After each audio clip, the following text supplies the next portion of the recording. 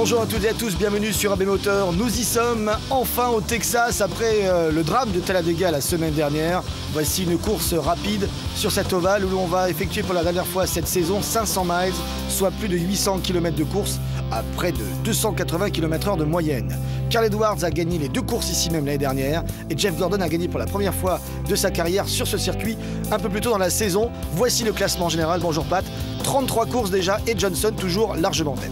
Et oui, il est presque champion, Jimmie Johnson. Regardez l'avance qu'il a, 184, 192, 239. Qui va bien pouvoir aller chercher Jimmie Johnson qui a trouvé le moyen de s'en tirer la semaine dernière alors qu'il n'avait pas vraiment une bonne voiture. Mais voilà, il y a eu des accidents, des crashs. Il a maintenant presque 200 points. En tout cas, une chose est sûre, c'est qu'à l'issue de cette course, il sera encore en tête puisqu'il ne peut pas être rejoint aujourd'hui. Il ne reste plus que 3 courses cette année. Oui, le dernier d'une course marque 34 points, le premier au minimum 185, car en NASCAR, 43 voitures au départ et tous marquent des points et même gagnent de l'argent. De l'argent, il en aura certainement grâce à sa pole position, c'est Jeff Gordon. C'est sa 68e en 579 départs, mais attention, écoutez bien, sa première de la saison 2009, la première de l'année. À ses côtés, Kasey Kahne, 43 voitures au départ, dont Bill Elliott qui a récupéré la place provisionnelle réservée aux anciens champions. Oui, il est ici avec son numéro 21. Mais déjà, le premier tour est lancé. Est-ce que Kahne marquera les 5 points de bonus du premier tour? On va le savoir dans un demi-tour. Oui, ils sont côte à côte, hein, les deux, sur cet ovale où on a fini une pole à 300 km/h de moyenne. C'est Gordon qui mène ce premier tour, qui empoche donc 5 points de bonus. On est embarqué avec Kurt Busch qui est juste derrière. Une course évidemment où les moteurs ne sont pas bridés, contrairement à la semaine dernière. 2 km 400, 24 degrés d'inclinaison dans les virages et une transition dans le virage 2 notamment qui est très traître. Il faut faire attention à ne pas aller dans le mur parce qu'on passe de 24 degrés à 5 degrés, donc une portion quasiment plate. Jeff Gordon a pris donc la tête de ce début de course. Dans le top 10 au départ aujourd'hui par moins de 7 chasers, dont Kasey Kahne, on l'a vu aux avant-postes, Kurt Busch, Tony Stewart qui a démarré avec Kurt Busch donc sur la seconde ligne, Carl Edwards de la 6e place, Mark Martin de la 7e, Biffle de la 8e et Johnson, lui par contre, est parti de la 12e. Attention, Jimmie Johnson est en difficulté, il est parti de travers et c'est l'accident de Johnson qui part dans le mur. Mur extérieur, mur intérieur, il a failli rétablir la situation, mais finalement il a été percuté par une autre voiture et ça continue derrière. Et ben voilà quelque chose qu'on attendait peut-être la semaine dernière, qu'on redoutait pour certains et qui arrive dès le début de cette course du Texas, le leader du championnat dans le mur. La voiture est détruite, hein. On a vu tout de suite Chad Keno se lever et prendre ses papiers. Je pense qu'il va prendre la direction du garage. Dans les tribunes, on a vu beaucoup d'applaudissements parce que forcément tout le monde attendait un rebondissement, peut-être pas d'ailleurs aussi violent sur le muret, mais tout le monde attendait un rebondissement concernant le leader qui n'a connu aucun problème depuis le début du chase. Et il est vrai, c'est assez rare, hein. Tous ont connu au moins un petit souci, ne serait-ce que mécanique. Et bien là, Johnson est le seul en fait pris dans cette histoire. On l'a vu assez rapidement, il a dû être déstabilisé par Sam Hornish Jr.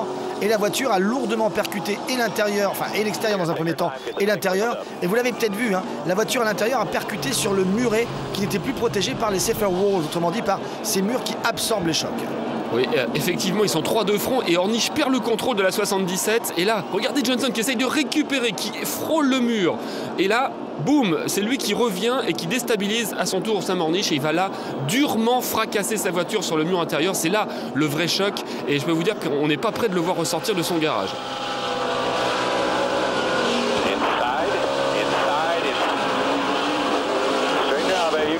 Ah oui, Sam Hornish qui revient.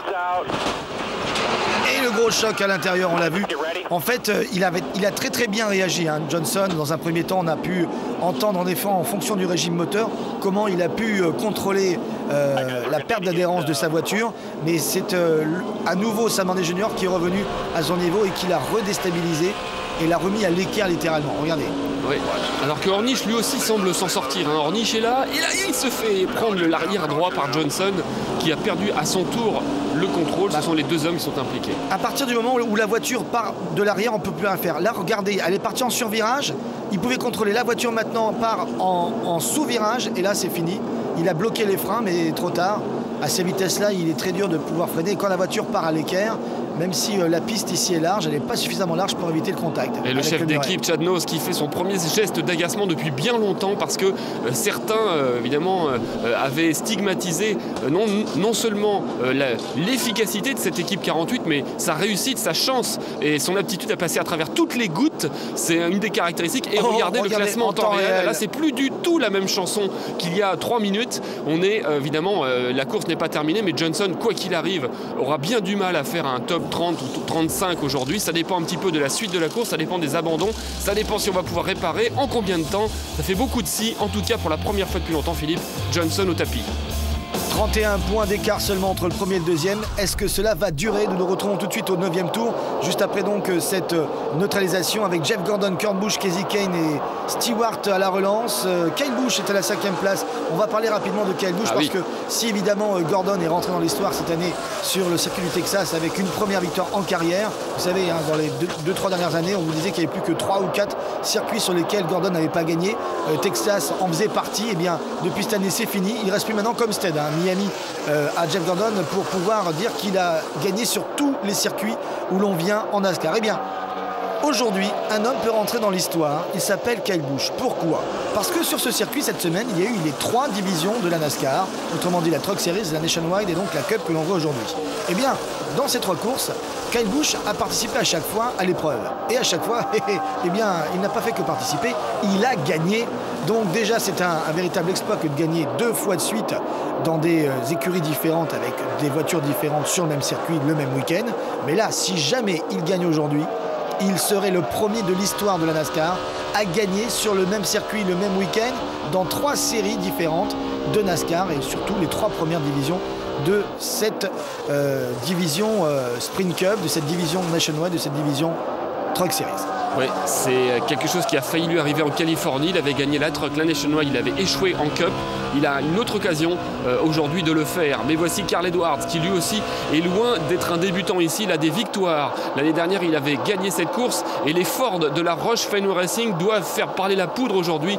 Greg Biffle avec son numéro 16, coéquipier de Carl Edwards, doit aussi bien figurer, car figurez-vous qu'avant la victoire de Jeff Gordon au mois d'avril, c'était bien Biffle qui avait la meilleure voiture. Il avait perdu la course dans un pit stop calamiteux qu'il avait relégué un petit peu derrière.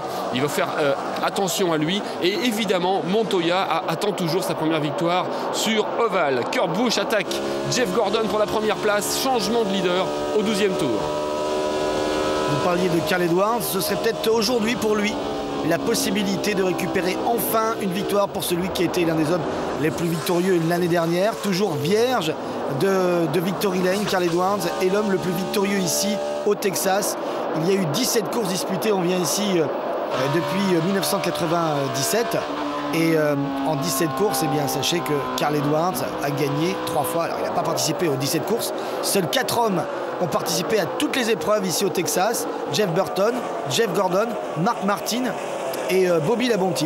Donc 4 hommes seulement ont fait toutes les courses ici depuis 97. Et puis Carl Edwards, on l'a dit, hein, homme le plus victorieux. Il a même fait le sweep ici même l'année dernière, remportant les 2 courses sur le même circuit la même saison.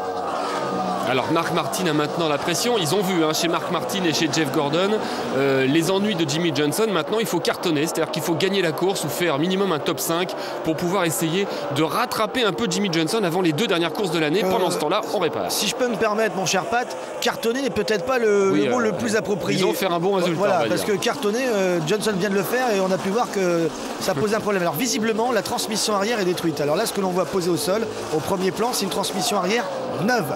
Donc le challenge maintenant, c'est de tout changer, quoi. Regardez, on a commencé à déposer les éléments du bloc frein à l'avant, à l'arrière, parce qu'apparemment aussi à l'avant ça a tapé au niveau du carrossage, il y a des problèmes. Donc on va changer les triangles de suspension et tout le bloc de frein. Enfin, on va tout changer, quoi. On va faire une voiture toute neuve. Il faut refaire une voiture. Voilà.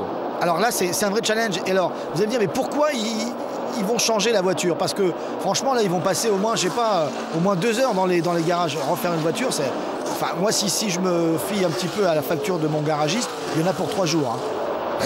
Et encore en travaillant à 10 dessus, avec la main d'œuvre, les heures supplémentaires à 300 €. Enfin bon. Donc franchement là, Il y en a pour 3 jours chez mon garagiste. Voilà, oui.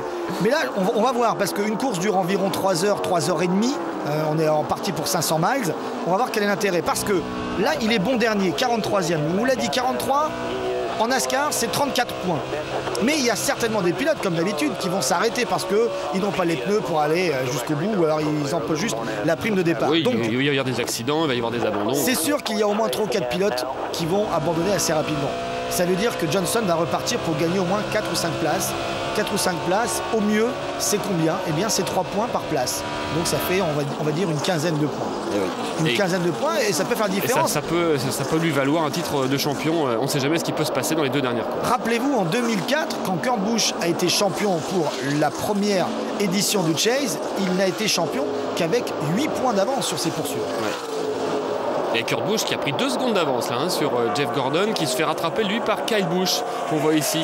Kyle Busch qui non seulement part pour écrire l'histoire aujourd'hui et signer 3 victoires, donc on l'a dit dans le même week-end, mais a un nouveau chef d'écurie. Il a pris ses fonctions aujourd'hui, Dave Rogers, donc nommé par J.T. Gibbs pour remplacer Steve Addington suite à la saison tout de même décevante de Kyle Busch, puisque Kyle Busch a raté le Chase. Il n'est pas dans les 12 hommes qui se disputent le titre, et donc on a décidé de changer, de mettre Dave Rogers, avec lequel il a gagné justement en Nationwide.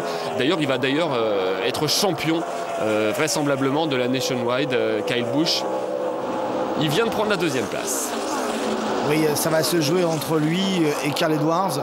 Normalement, enfin bon, vu l'avance qu'il a, Kyle Busch, 200-250 points d'avance à 2 courses de la fin. Il faudrait vraiment une catastrophe. Je crois que il y a pratiquement 1000 points d'avance à partir du 3e ou 4e en Nationwide. C'est absolument incroyable. Il y a vraiment une grosse disparité entre les pilotes qui viennent de la Cup et ceux qui font toute la saison dans cette seconde division. Et bien là, ça travaille dur. On va voir comment ils sont efficaces, les mécanos de chez Hendricks. Et il n'y a pas eu de drapeau jaune jusqu'au 47e tour où on se retrouve avec toujours le même leader, Kurt Busch, et ça continue à travailler Chad Nose, mais même la main à la panne. Vous avez vu ça? Il a pris la clé de 12. Alors on va revoir ce qui s'est passé pour ceux qui nous rejoignent à l'instant. Pour ceux qui ont vécu le direct un dimanche soir, c'était drôle parce que cette petite pastille, cette séquence a été multidiffusée parce qu'elle est tellement rare. Je pense qu'on s'en gargarise presque. C'en est même indécent, tellement de voir comment beaucoup de monde se réjouissent des mésaventures de Jimmy Johnson. Donc Johnson, dès le 5e tour, s'est retrouvé en difficulté. Et d'ailleurs, ce qui est étonnant, c'est le seul, quand on regarde bien, parce que même Sam Hornet Jr. s'en est mieux sorti. Oui. Le seul à qui il ne fallait pas que ça arrive, eh bien c'est lui, et ça lui est arrivé. Comme quoi, des fois, les choses sont mal faites. Et on commence à rattraper des retardataires du côté des leaders. C'est vrai qu'il a une image tellement d'intouchable, Jimmy Johnson, que quand il lui arrive quelque chose, c'est diffusé 20 fois. David Rottiman en train de faire son effort en dépassant l'intérieur Jeff Gordon. Regardez en temps réel le classement général. C'est Gordon qui pour l'instant reprendrait la 2e place et aurait 61 points de retard sur Johnson, qui est toujours dans les garages, en train de réparer. Oui, regardez, Montoya 149, Kurt Busch 151, Stewart 158. Et tous ces hommes-là sont encore dans le coup. À partir de Biffle, là, ça commence à être un peu loin. Alors ce qui est drôle, c'est que Kurt Busch est en train de vivre ses dernières courses avec Pat Trizon, avec qui il a été à de nombreuses reprises victorieux chez Penske Racing, son chef mécano de toujours, et avec lequel il a été champion en 2004. Et il y a une rumeur comme quoi Pat Trizon pourrait quitter avant la fin de saison, donc c'est-à-dire soit à partir de la semaine prochaine ou la semaine d'après, vu qu'il ne reste plus que 2 courses en plus de celle-ci d'aujourd'hui. Il pourrait partir, et Trizon a dit non mais écoutez, je ne vais pas partir maintenant. Alors que Kurt Busch est à plus de 320 points du leader Johnson, ça c'était avant la course bien sûr, et qu'il a pratiquement plus de chance d'être champion, je ne vais pas le quitter maintenant. Comment devons-nous interpréter cette déclaration? Comme je pense un signe de confiance et l'envie de bien montrer que il est là même dans les moments difficiles, il était là avec les victoires, il est là aussi lorsque c'est dur, même si Kurt Busch fait une très bonne saison régulière.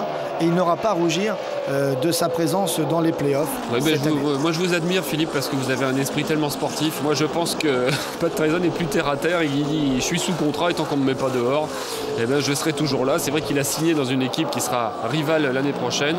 Et si chez Penske on décide de l'écarter avant la fin de saison, faudra payer les indemnités et puis c'est tout. Donc il reste là en attendant qu'on le pousse. Il reste que 2 semaines à tenir. Oui. 2 semaines. Et alors ce qui est drôle, c'est que Kurt Busch ne sait toujours pas qui sera son chef d'équipe. Et non, pas encore. C'est important, hein, un chef d'équipe. Regardez, derrière, il y en a un qui fait une bonne course aussi, c'est avec sa voiture bleue. Là, c'est Marcos Ambrose. On attendait Biffle là, le 16, mais moins Ambrose, qui a un petit peu disparu depuis quelques semaines, alors qu'il a fait une bonne saison dans l'ensemble. Depuis 2-3 courses, on le voit un petit peu moins. Et là, aujourd'hui, il est là. Kurt Busch qui rattrape toujours des retardataires. 50e tour, il n'y a eu toujours que ce drapeau jaune, que cette interruption à cause de l'accident de Johnson. Et on approche des pit stops. On fait à peu près 55 tours, hein, avec un plein ici au Texas. Entre 55 et 60 selon les consommations des pilotes. Selon les organisateurs et 55 selon la police. Voilà, c'est ça, à peu près. Kurt Busch, en tout cas, bonne course pour l'instant. C'est toujours un petit peu drôle de voir comment, dans une écurie, on s'en sort bien lorsqu'on est au pied du mur. Ça, on le dit souvent, et surtout en fin de saison.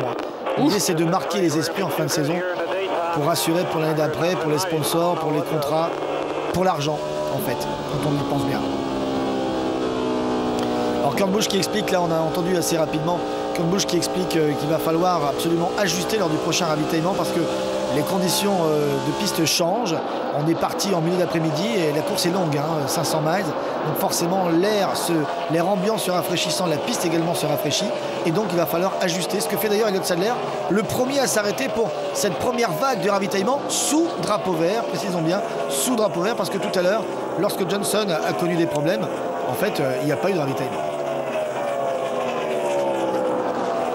On a vu son coéquipier Reed Sorensen arriver avec son 43.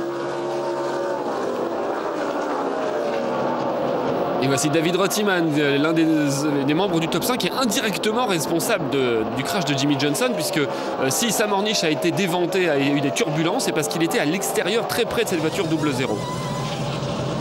Dale Earnhardt Jr., qui a l'air d'avoir une bonne voiture, dit-il. Jusqu'à ce qu'il lui arrive quelque chose, hein, parce que là c'est le running gag aussi, hein, Dale Earnhardt Jr. qui a eu vraiment, avec Denny Hamlin, c'est les deux plus malchanceux. Hein. Alors on peut dire qu'ils ont fait des erreurs, mais ils ont aussi des casses mécaniques toutes les semaines. Si je peux me permettre, je dirais qu'il y a plus d'erreurs de stratégie de ravitaillement dans l'écurie de Dale Earnhardt Jr. que chez Denny Hamlin. Denny Hamlin a plus subi des problèmes mécaniques que véritablement provoqué des problèmes sur la piste ou subi des mauvaises stratégies. Clint Bowyer. Pas de changement dans les voitures au niveau de la track bar, pas de coup de manivelle. Non, Clint Bowyer a démarré dans le top 10 aujourd'hui, à 10e place sur la grille de départ. D'ailleurs, Junior aussi était là, juste devant lui, à la 9e position. Voici Greg Biffle qui est censé honorer la Roche Racing. Ici, cette écurie qui, en tout cas, a le plus grand nombre de victoires pour un propriétaire sur ce circuit du Texas. Vous l'avez dit tout à l'heure, les Ford se débrouillent toujours très bien ici. Alors voilà Jeff Gordon, qui, on l'a vu, a perdu quelques positions à la fin du run. Hein. Ça veut dire que sa voiture perd plus de performance quand les runs sont longs. C'est bon à noter. On va essayer de corriger ça. Regardez le nombre de coups de manivelle qu'on met. Là, il y a un gros ajustement et un arrêt pas très rapide. Kyle Busch.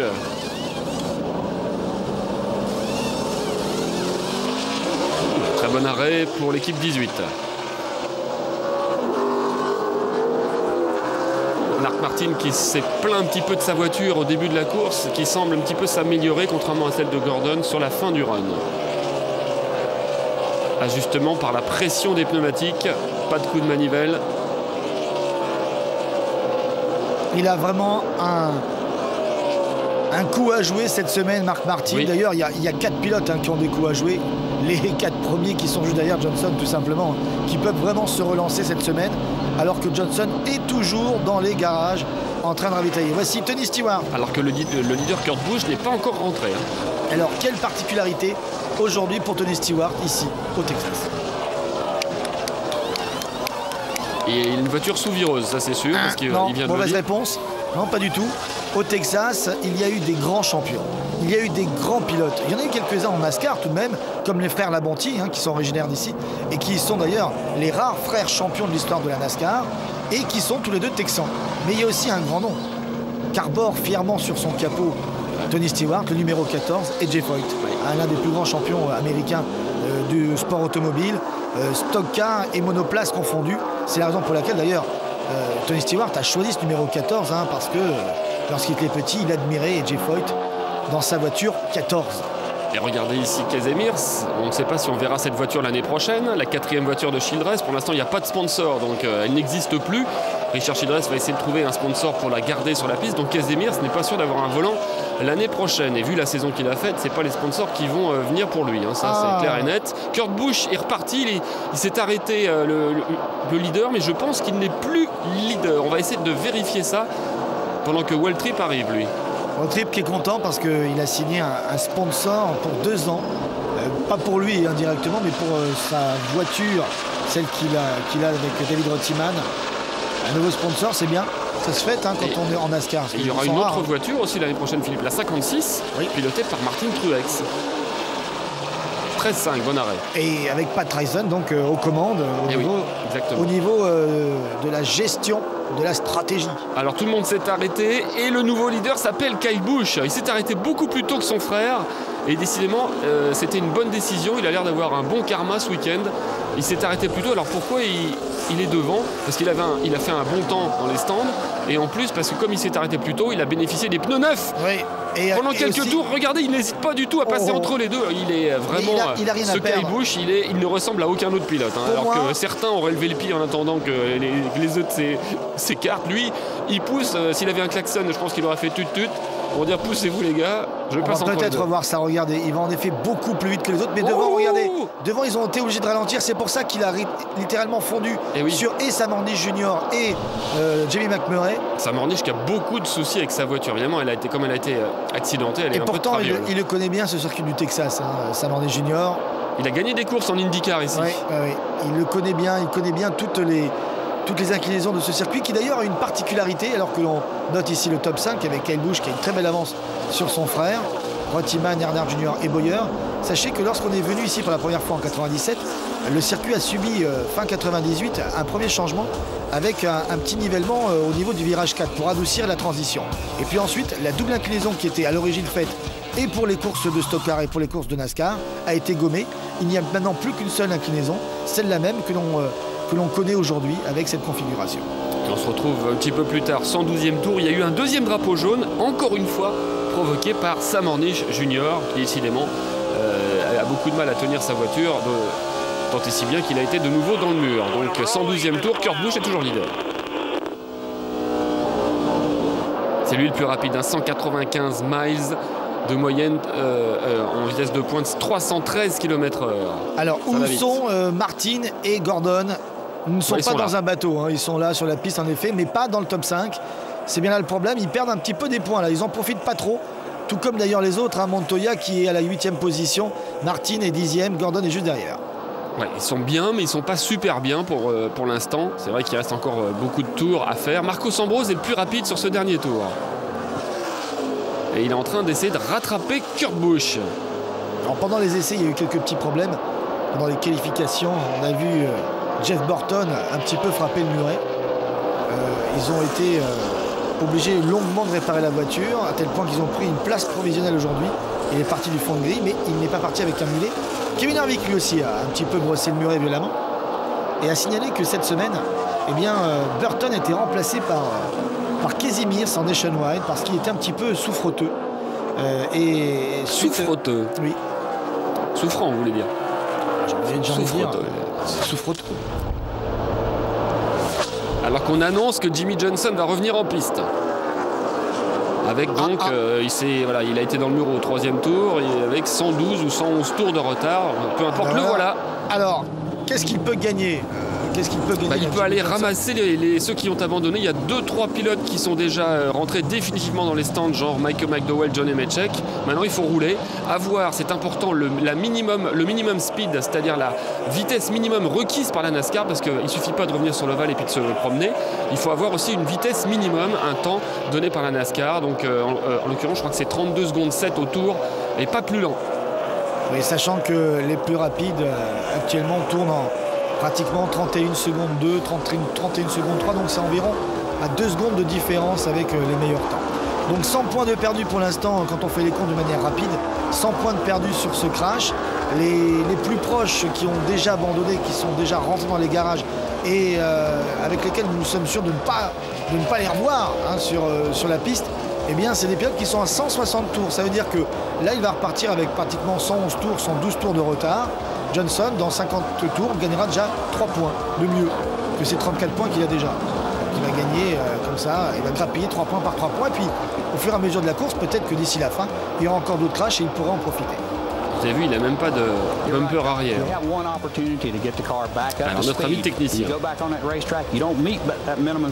Alors il faut toujours cette fameuse vitesse minimum. Alors pour cela, on a beaucoup réparé. Le plus dur a été bien sûr la transmission arrière que l'on voit ici de manière assez détaillée. Mais l'autre gros problème, c'est justement au niveau des triangles de suspension et du carrossage. La fixation qui est ici, qui a dû être endommagée. Donc si elle était endommagée, un peu pliée, du coup ça fausse complètement le rapport de la voiture par rapport à la piste. Et donc forcément il va falloir ajuster. Autre problème, eh bien, c'est que et voilà, donc si en effet, si le châssis est vrillé, les réglages sont complètement faussés, donc du coup l'appui de la voiture est également faussé. L'écart qu'il y a entre la piste et le bas du spoiler peut être important, et si l'air s'engouffre en dessous, forcément on perd de l'appui, on perd de la vitesse et on n'a pas la bonne vitesse minimum requise. Et sur des circuits rapides comme ceux du Texas, c'est très important, hein, parce que le moindre problème aérodynamique, la moindre perturbation, surtout à l'avant, d'abord déstabilise la voiture, mais l'empêche d'aller vite et d'avoir un beau taux de pénétration dans l'air. Et donc on est revenu dans les stands cette fois-ci pour mettre des pneus neufs. On prend son temps parce que de toute façon, peu importe qu'il ait 111 ou 112 tours ou 113 tours,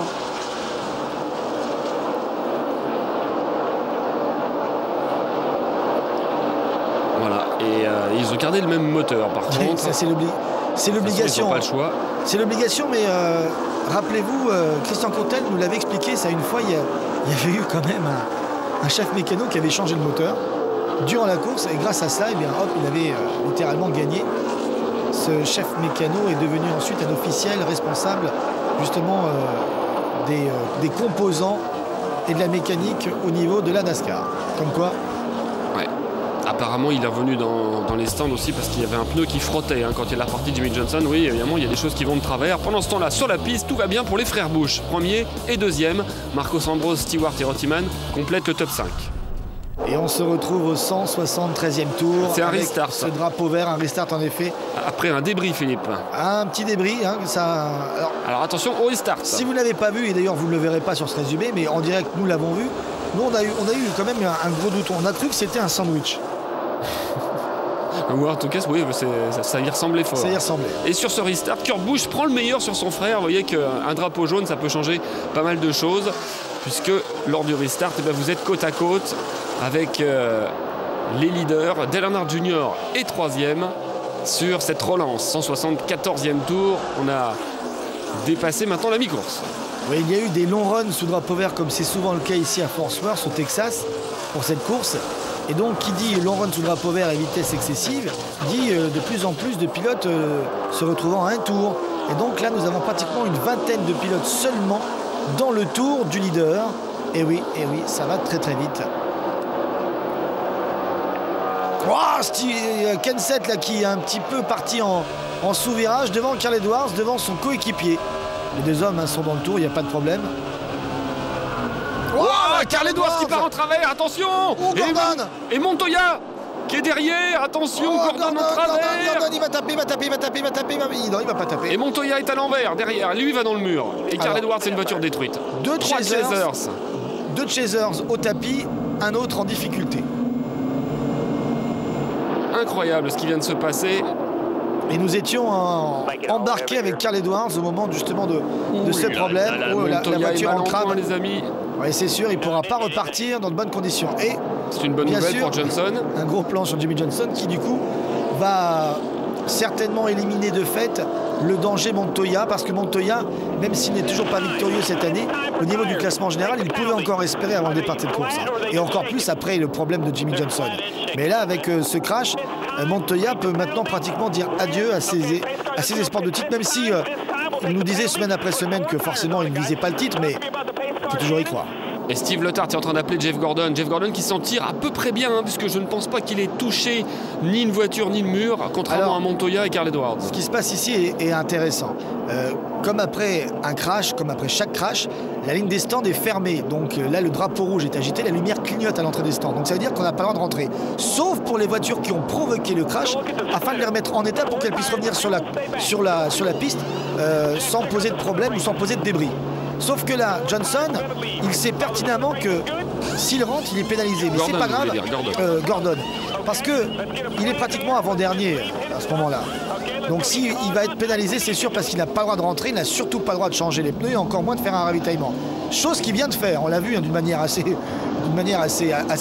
claire. Et il est prêt à recevoir la pénalité parce qu'au pire, il va repartir bon dernier. Soit dernier dans le tour. Hein. 2 ou 3 places, mais au moins, il va repartir avec des pneus neufs tout de suite. Et ils vont avoir comme ça un petit aperçu sous drapeau jaune si la voiture a subi quelques dommages. Ah oui, c'est Montoya qui perd le contrôle de sa voiture, les turbulences, parce qu'il y avait Carl Edwards juste à sa droite. Il a perdu l'avant de sa voiture, il a touché Carl Edwards et derrière c'est Gordon qui a failli en subir les conséquences. Regardez, Truex qui évite Gordon de justesse et en fait Montoya se fait percuter ensuite par une autre voiture qui arrive derrière, d'où l'accident. Carl Edwards et Montoya sont au tapis à leur tour. Regardez, il perd l'adhérence. Et il s'en tire à peu près bien, il tape le mur assez violemment, Carl Edwards aussi. Il va se faire percuter de nouveau Montoya, juste après. Et c'est par Brad Keselowski d'ailleurs qui arrive derrière. Allez, on va voir ça dans la voiture.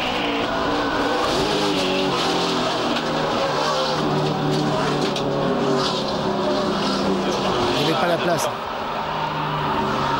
Il n'y avait pas la place. Oh. Et bien voilà, on va revoir ça avec Carl Edwards cette fois-ci.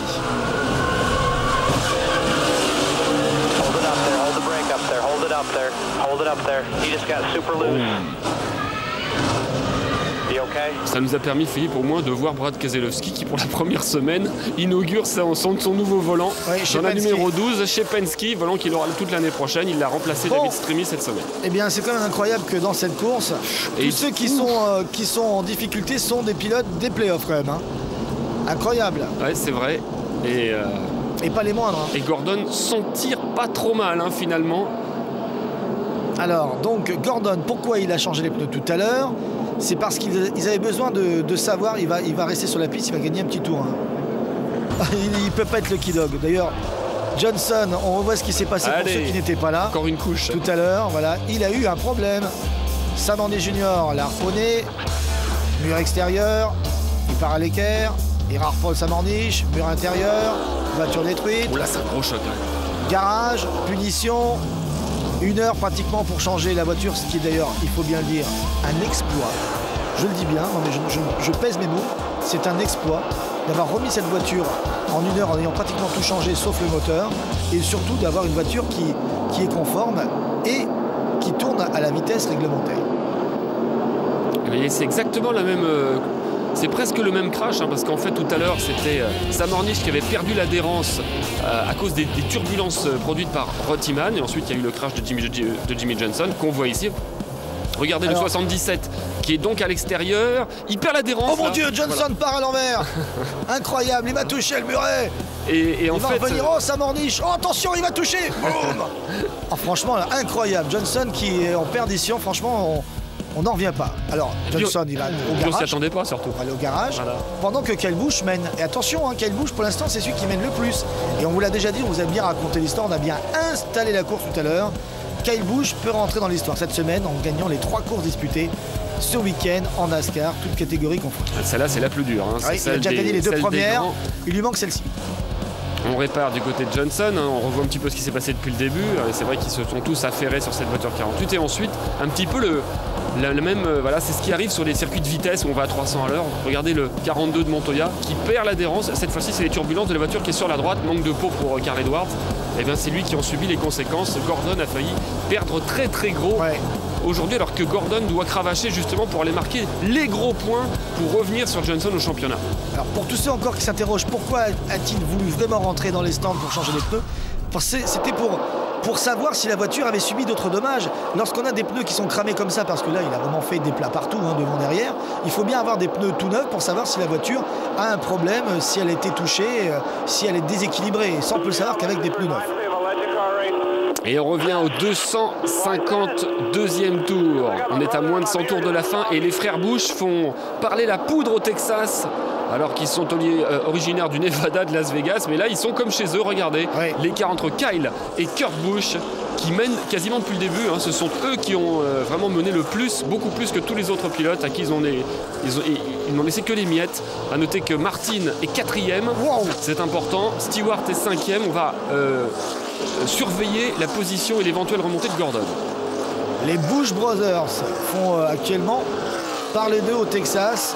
En d'autres temps, c'était les Labonte Brothers qui étaient plus ou moins intéressants à suivre ici. Alors, quels sont les plus rapides en temps réel sur la piste et surtout sur la ligne d'arrivée? Bien, regardez.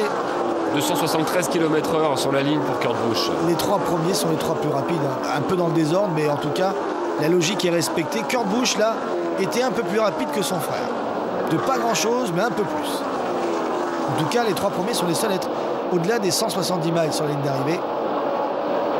Donc ces fameux 273 km/h, il y en a en fin de run. Hein. C'est pour ça qu'on est moins rapide avec des pneus usés. Et on a vu que les pneus étaient bien usés. Tout à l'heure, Kurt Busch, quand il a changé ses pneus, on les a vus sur l'antenne, ils étaient usés jusqu'à la corde. Une petite info sympathique. Il y a eu un concours avec un fan cette semaine en NASCAR. Et ce fan-là avait le droit de choisir un pilote pour éventuellement gagner $1 million. C'est un concours de pronostic tout simple. Il a choisi comme pilote Kurt Busch. Et si celui-ci aujourd'hui gagne, il empochera la somme modique $1 million. Voilà, il avait le choix. Il aurait pu choisir Kyle Busch, parce qu'après tout, Kyle Busch, il a une grosse cote cette semaine. Eh bien non, il a choisi Kurt. On va voir si en effet ce fan va avoir raison. Autre information concernant Danica Patrick. Elle ne sera pas à Phoenix la semaine prochaine. Elle était attendue en Nationwide au volant d'une voiture de chez Hendrick Motorsports. Et bien non, elle ne sera pas là. Et on ne sait toujours pas d'ailleurs si ce sera finalisé pour l'année prochaine. Il semblerait qu'elle fasse un double programme IndyCar et Nationwide chez JR Motorsports. Depuis le départ de Brad Keselowski, il y a une place qui s'était libérée. Oui, les contrats ne sont pas encore signés parce que Mademoiselle est gourmande au niveau salarial. Ah, Mademoiselle est gourmande. Et oui, elle demande beaucoup d'argent. Ah oui, écoutez, elle est consciente de son potentiel marketing, comme on dit maintenant. Hein. Elle est bankable. Voilà, elle est bankable. Maintenant, reste à savoir si moi je suis sceptique quant à son adaptation, parce que tout le monde dit, voilà, Danica Patrick, quand on sait que Montoya et Sam Hornish ont mis 3 ans presque pour être compétitifs, et que d'autres comme Franchitti ou Carpentier s'y sont cassés les dents. C'est pas avec un palmarès de 80 courses disputées en IndyCar, dont une seule petite victoire, qu'on peut venir tout casser. Faut qu'elle prenne son mal en patience. Mais évidemment, ça va être, si elle arrive, l'événement du transfert de l'année. On revoit Kyle Busch qui, depuis le début de la course, a fait un véritable festival, ou plutôt son équipe a fait un véritable festival dans les garages, puisque je crois qu'ils n'ont fait aucun pit stop supérieur à 13 secondes, ce qui est quand même phénoménal. Si, ils font en moyenne entre 13 et 13,2, donc ils n'ont pas été au-delà des 14 secondes, ce qui est une vraie performance. Ils ont fait un 12,8, ils ont fait un 12,5, ils ont fait c'est vraiment... là, ils sont vraiment tous motivés. Olé. La motivation, elle est là. Je veux dire, avoir 3 courses gagnées le même week-end, franchement... En fait, c'est les petits mécanos de la Cup qui disent qu'il faut qu'on fasse aussi bien que les gars de la Nationwide et du La Truck, parce que sinon, on va passer pour des buses. Oui, et là, il y a beaucoup plus de concurrence parce qu'il y a tous les cadors qui sont là. Ah, mais là, quelle joie de gagner devant les meilleurs. D'ailleurs, vous en parlez lors du direct. Vous relatiez en effet... Parce que j'aime bien relater. Oui, vous relatez beaucoup d'ailleurs, je trouve. Mais c'est vrai que vous relatiez que Jimmie Johnson, sa performance de partir pour un 4e titre consécutif, était peut-être plus honorable que les 200 victoires de Richard Petty. Voulez-vous revenir sur cette histoire? C'est juste une polémique et dans Merci la presse, de ne pas avoir dit non cette semaine. C'est juste que voilà, on se demande qu'est-ce qui est le plus impressionnant? Est-ce que ce sont les 200 victoires de Richard Petty, ou est-ce que ce serait le 4e titre consécutif de Jimmie Johnson, sachant qu'évidemment c'est pas les mêmes époques, c'est pas les mêmes concurrences. À l'époque, Richard Petty avait l'avantage d'avoir peut-être moins de concurrence chaque semaine, il avait plus de courses à faire. Voilà, donc je pense que c'est pas comparable. C'est toujours quand on veut faire le parallèle entre Pelé et Lionel Messi, voilà, c'est quasiment pas les mêmes sports, hein, c'est pas le même matériel. Ah, mais quand on voit un match de foot de 1950 où tout le monde marche et aujourd'hui où il court pendant 90 minutes, on se dit quand même que oui, mais bon, c'est une autre époque. C'est votre avis, Philippe, c'est pas l'avis de tout le monde. Hein, non, je ne fais que donner des informations. D'ailleurs, j'ai une petite information pour vous. Pourquoi, selon vous, Marc Martin a re-signé pour la Hendrick Motorsports pour 2 ans? Parce qu'il est toujours au top déjà. Eh bien, en fait, on l'a su la semaine dernière. Parce qu'on a commencé à dire oui, c'est parce qu'il s'ennuyait, son fils ayant arrêté la compétition, ceci, cela, la cote, parce que voiture plus sécurisante. Non, en fait, il a déclaré la semaine dernière après Talladega. Il dit c'est simple, pourquoi j'ai re-signé? C'est parce qu'il n'y a plus d'essais privés et qu'en gros, ça me gonflait. Voilà. Donc, il en avait marre de passer son temps à faire des essais privés à droite à gauche. Et vu que la nouvelle réglementation de la NASCAR demande à toutes les équipes de faire eh bien, des économies, il n'y a plus d'essais privés, donc du coup il se concentre que sur les courses et lui ça lui va. Allez, on se retrouve à 13 tours de la fin, on va vivre ensemble le sprint final de cette course. Kyle Busch est toujours devant. Alors maintenant on se demande, Philippe, puisqu'il n'y a pas eu de drapeau jaune depuis très longtemps, depuis le 206e tour, on se demande si les voitures ont assez de carburant pour aller au bout. Ça, c'est la grande question. On est en train de sortir les calculettes et on ne sait pas du tout s'il va y avoir un drapeau jaune avant la fin. S'il n'y en a pas, eh bien pour plusieurs pilotes, ça va être compliqué. On a déjà vu quelques pilotes s'arrêter. Regardez les doublés de l'histoire des frangins à Rockingham, à Darlington, à Las Vegas. C'est les frères Burton.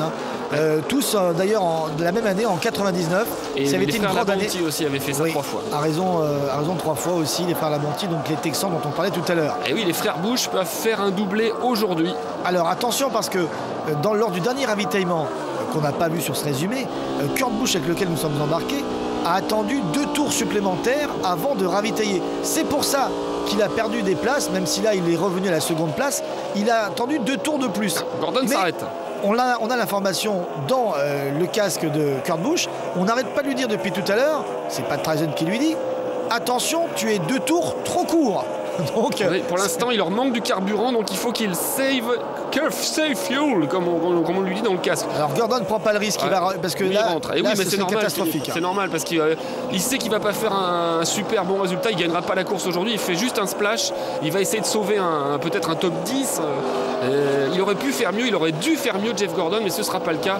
Donc il espère qu'il y aura du grabuge devant, qu'il y aura des pannes d'essence, qu'il y aura des gens qui s'arrêteront. Peut-être que tout le monde va s'arrêter d'ailleurs. On n'en sait rien encore, c'est ça le suspense de cette fin de course.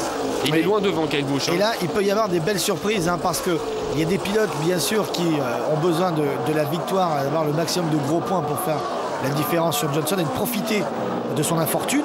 Mais il y en a d'autres qui vont aller jusqu'au bout.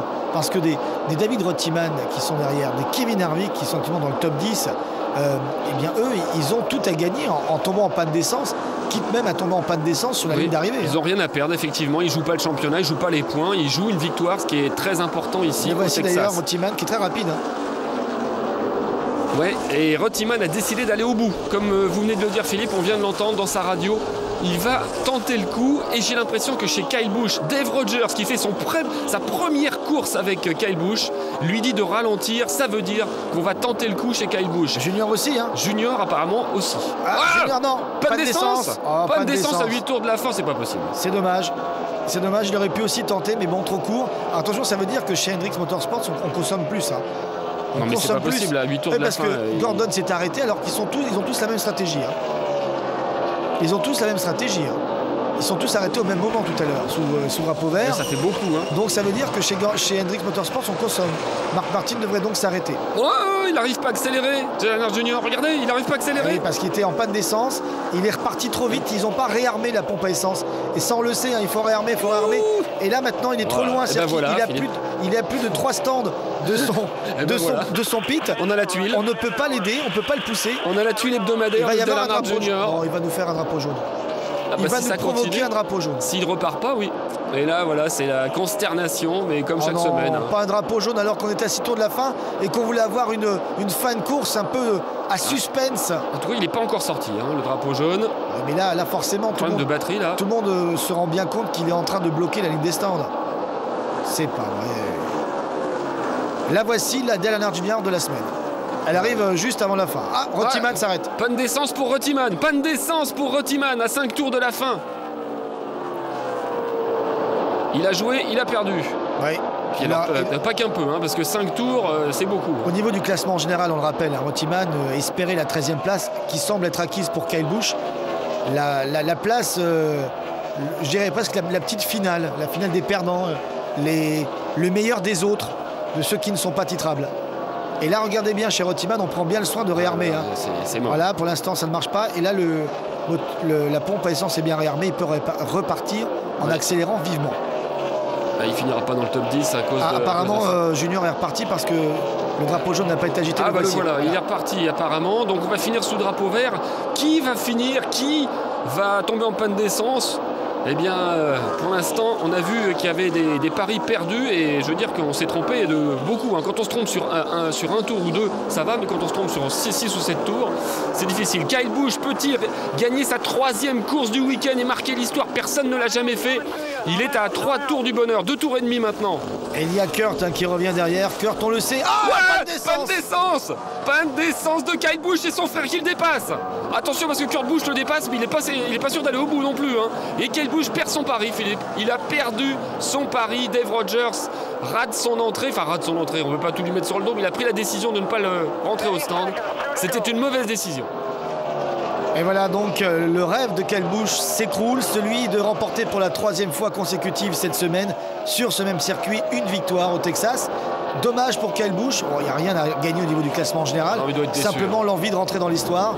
Et là c'est sûr, hein, il ne pourra pas prétendre, même pas je pense, à un top 5. Regardez Kurt Busch à droite qui continue avec Tony Stewart, mais Tony Stewart c'est peut-être une erreur, si je peux me permettre, hein, c'est une erreur au niveau de la stratégie quand même. On a beaucoup parlé de son nouveau chef mécano, mais là peut-être s'est-il loupé lors du dernier ravitaillement. Ils auraient dû faire comme Kurt Busch, même Marcos Ambrose est en fond de réservoir. Ils auraient peut-être dû faire comme Kurt Busch, attendre le maximum de tours tout à l'heure sous drapeau vert. Hein. Et attention, Kurt Busch peut-il aller au bout? Il reste 3 quarts de tour. Il reste 3 quarts de tour. S'il tombe en panne d'essence là, il ira de façon en roue libre. Il ne gagnera pas, mais il finira la course. Maintenant, finira-t-il devant? En tout cas, il est assez loin devant le deuxième qui est maintenant Denny Hamlin. Mais il est loin, Hamlin, et Kurt Busch va aborder son dernier virage et il va aller remporter son pari. C'est le seul à l'avoir fait. Kurt Busch remporte la course du Texas et c'est un événement parce que je vais vous dire une chose. Voilà, regardez le chef mécano Pat Tryson, donc qui va quitter l'écurie Penske, va partir au moins avec une victoire. Il reste encore 2 courses, peut-être il y en aura encore 2. Mais ce que vient de faire Kurt Busch, c'est énorme. C'est super au niveau de la maîtrise de la stratégie. Denny Hamlin finit 2e, Kenseth finit 3e, Mark Martin finit 4e. C'est lui le vainqueur du jour, Mark Martin. Alors que Jeff Gordon n'a réussi à sauver qu'une 13e place. Harvick finit en roue libre. Très moyen. Hein. Ouais, en roue libre, mais à la 10e apparemment. 5e place, Kevin Harvick. Oui, c'était juste. Hein. Il ne fallait pas faire un tour de plus. Hein, pour Stewart aussi dans le top 10. Alors voilà en fait l'information qu'on n'avait pas. En fait, Kurt Busch s'est fait informer régulièrement depuis une quinzaine de tours par Pat Tryson. T'es 2 tours trop court. En fait, c'était pour l'inciter à ne pas trop appuyer sur l'accélérateur parce que le carburant, il l'avait pour aller au bout. C'était peut-être aussi une façon de mal informer ses adversaires puisqu'on sait que les radios sont écoutées par tout le monde. On écoute Johnson qui finit finalement 38e. Il a gagné 5 places.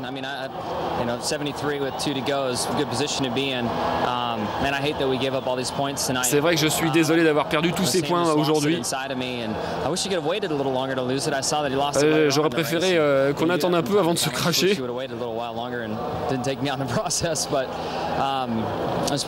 Mais bon, c'est une des choses qui peuvent arriver. On sait que ça, on a eu de la réussite jusqu'à présent. Là, on n'en a pas eu du tout aujourd'hui. On s'est craché dès le début. Mais on a encore 2 bonnes pistes pour nous qui arrivent. Et on va essayer de finir ces courses. Franchement, ils ont très bien géré leurs problèmes. Ils ont mis 1 heure pour changer la voiture. Et ils perdent quand même pas trop de points. Ils en ont perdu 111, mais vous verrez tout à l'heure au niveau du classement général, ça reste encore quand même assez confortable pour Johnson. Et Kurt Busch sur la Victory Lane. En plus, il fait un heureux gagnant. Hein. Deuxième victoire. Il y a un petit gars là dans les tribunes qui vient de gagner $1 million. Ah oui, c'est vrai. Alors, qu'aviez-vous en tête lors de ces derniers tours, lorsque votre équipe vous déclarait vous allez être trop juste, qu'est-ce que vous aviez en tête à ce moment-là? Ouais, je voulais y aller, je voulais rattraper Kyle à un moment, mais je voulais pas y aller trop vite parce que je savais que j'avais pas beaucoup de carburant.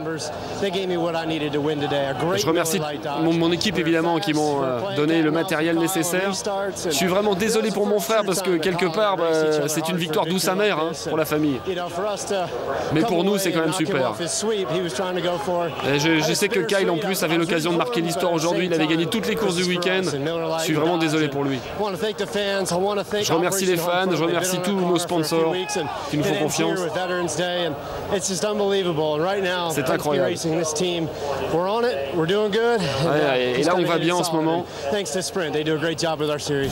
Et merci au sponsor principal, à la NASCAR. Voilà. Et regardez le nouveau classement. Le titre n'est pas tout à fait joué, contrairement à ce qu'on pensait. 73 points, 112. C'est sans doute les deux coéquipiers de Johnson, Martin et Gordon, qui peuvent encore l'inquiéter. Ça va être plus dur pour Kurt Busch et Tony Stewart. Gordon renaîtra-t-il de ses cendres à Phoenix avant dernière course de la saison? Ce sera dimanche soir en direct sur des moteurs à partir de 21h40. Salut à tous, à dimanche.